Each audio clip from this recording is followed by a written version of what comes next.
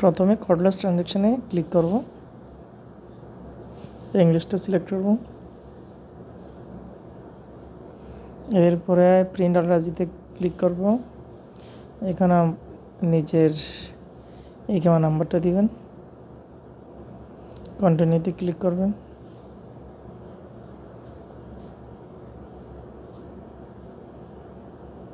এরপরে আপনার মোবাইলে একটা SMS আসবে 4 অক্ষরের, ওইটা দিবেন, পিন নাম্বারটা, কন্টিনিউতে ক্লিক।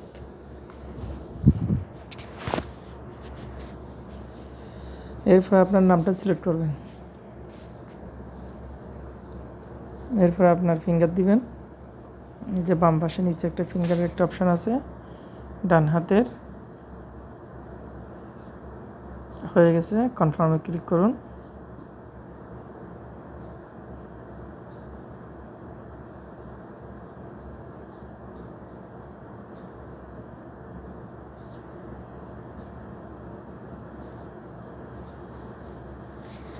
এটা একটু টাইম নেবে, হয়তো 3 মিনিট 4 মিনিট এরকম নিতে পারে, আপনি একটু ওয়েট করবেন।